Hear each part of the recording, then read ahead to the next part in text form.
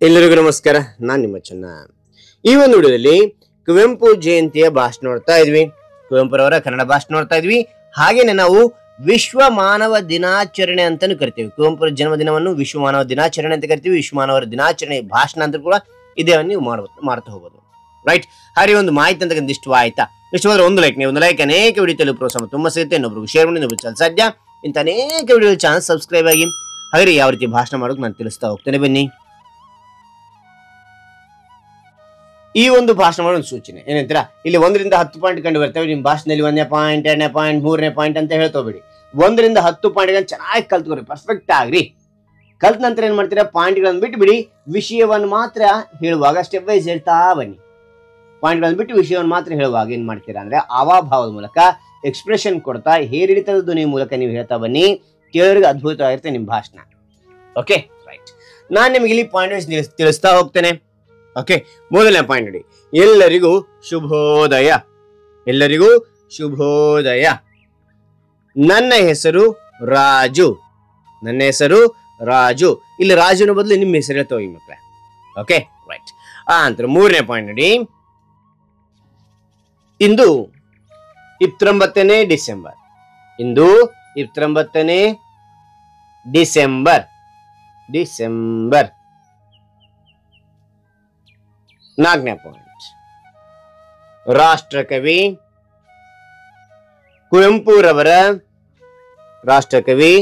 ಕುವೆಂಪುರವರ ಜನ್ಮದಿನವಾಗಿದೆ. ಮತ್ತೆ ನೋಡಿ, ಎಲ್ಲರಿಗೂ ಶುಭೋದಯ. ನನ್ನ ಹೆಸರು ರಾಜು. ಇಂದು 29ನೇ ಡಿಸೆಂಬರ್. ರಾಷ್ಟ್ರಕವಿ ಕುವೆಂಪುರವರ ಜನ್ಮದಿನವಾಗಿದೆ. 5ನೇ ಪಾಯಿಂಟ್. ಅವರು ಕನ್ನಡದ ಅಗ್ರಗಣ್ಯ ಕವಿ, ಕಾದಂಬರಿಕಾರ, ನಾಟಕಕಾರ,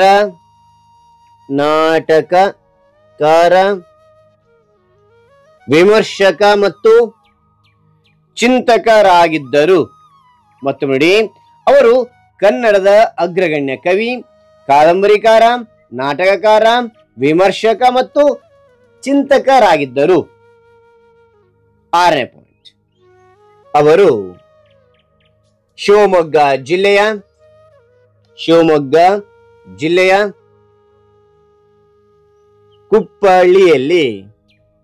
ಕುಪ್ಪಳ್ಳಿಯಲ್ಲಿ 19 ಡಿಸೆಂಬರ್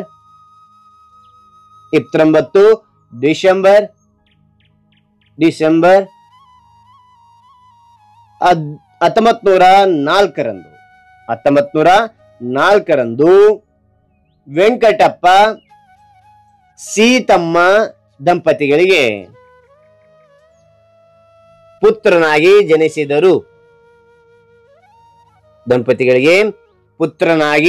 ಜನಿಸಿದರು.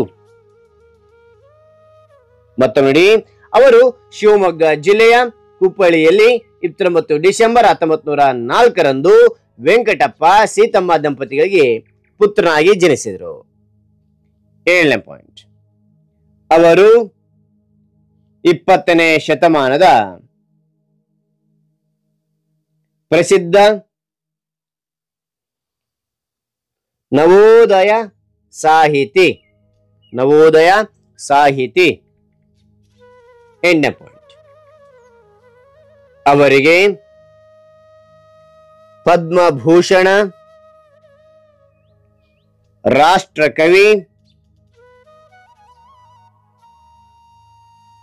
ಜ್ಞಾನಪೀಠ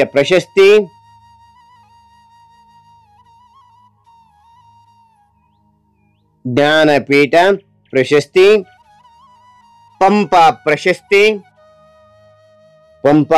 ಪ್ರಶಸ್ತಿ, ಪದ್ಮಭೂಷಣ, ಕರ್ನಾಟಕ ರತ್ನ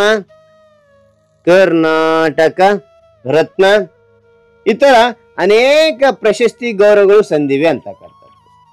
ಮತ್ತೆ ನೋಡಿ, ಅವರಿಗೆ ಪದ್ಮಭೂಷಣ, ರಾಷ್ಟ್ರಕವಿ, ಜ್ಞಾನಪೀಠ ಪ್ರಶಸ್ತಿ, ಪಂಪ ಪ್ರಶಸ್ತಿ, ಪದ್ಮಭೂಷಣ, ಕರ್ನಾಟಕ ರತ್ನ ಇತರ ಅನೇಕ ಪ್ರಶಸ್ತಿಗಳು ಬಂದಿವೆ. 9ನೇ ಪಾಯಿಂಟ್, 2015ರಲ್ಲಿ ಡಿಸೆಂಬರ್ ಕುವೆಂಪುರವರ ಜನ್ಮದಿನದಂದು, ಕುವೆಂಪುರವರ ಜನ್ಮದಿನ ಅಂದ್ರೆ ಜನ್ಮದಿನ ಅಂತಕ್ಕಂಥದ್ದು. ಓಕೆ, ಜನ್ಮದಿನದಂದು ವಿಶ್ವ ಮಾನವ ದಿನ ಆಚರಿಸಲು ಸರ್ಕಾರ ಆದೇಶಿಸಿತು.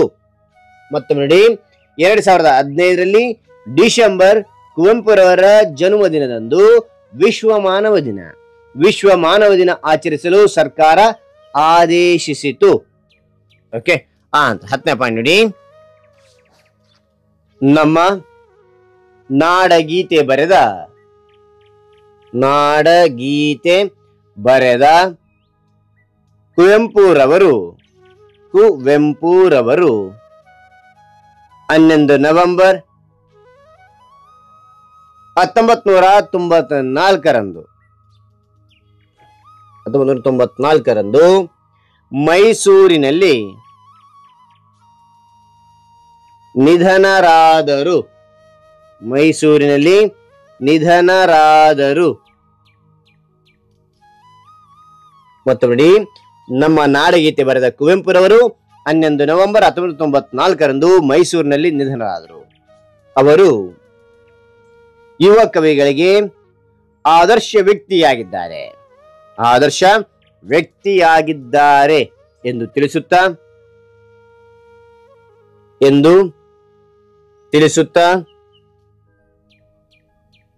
ನನ್ನ ಈ ಭಾಷಣ ಮುಗಿಸುತ್ತೇನೆ. ಜೈ ಹಿಂದ್, ಜೈ ಭಾರತ್. ಮತ್ತೊಮ್ಮೆ ನಮ್ಮ ನಾಡಗೀತೆ ಬರೆದ ಕುವೆಂಪುರವರು 11 ನವೆಂಬರ್ 1994ರಂದು ಮೈಸೂರಿನಲ್ಲಿ ನಿಧನರಾದರು. ಅವರು ಯುವ ಕವಿಗಳಿಗೆ ಆದರ್ಶ ವ್ಯಕ್ತಿಯಾಗಿದ್ದಾರೆ ಎಂದು ತಿಳಿಸುತ್ತಾ ನನ್ನ ಈ ಭಾಷಣ ಮುಗಿಸುತ್ತೇನೆ. ಜೈ ಹಿಂದ್, ಜೈ ಭಾರತ್, ಜೈ ಕನ್ನಡಾಂಬೆ. ಹಾಗಾದ್ರೆ ಒಂದು ಮಾಹಿತಿ ಅಂತಕ್ಕಂಥ ಇಷ್ಟವಾದ್ರೆ ಒಂದು ಲೈಕ್, ಅನೇಕ ವಿಡಿಯೋ ತೆಗೆದು ಪ್ರೋತ್ಸಾಹ ತುಂಬ ಸಿಗುತ್ತೆ. ಇನ್ನೊಬ್ರು ಶೇರ್ ಮಾಡಿ, ಇನ್ನೊಬ್ರು ಸಾಧ್ಯ. ಇಂಥ ಅನೇಕ ವಿಡಿಯೋಗಳಲ್ಲಿ ಚಾನಲ್ ಸಬ್ಸ್ಕ್ರೈಬ್ ಆಗಿ ಮತ್ತೊಂದು ಹೊಸ ವಿಷಯದಿಂದ ಭೇಟಿ ಆಗೋಣ. ಹಾಗೆ ನಿಮಗೆ ಯಾವ ರೀತಿಯ ಪ್ರಬಂಧ, ಯಾವ ರೀತಿಯ ಭಾಷಣ ಬೇಕಂತ ಕಾಮೆಂಟ್ ಮಾಡಿ. ಆ ರೀತಿಯ ಪ್ರಬಂಧ ಭಾಷಣ ತೆಗೆಯಲು ಪ್ರಯತ್ನ ಮಾಡ್ತೇನೆ. Thank you for watching. Bye.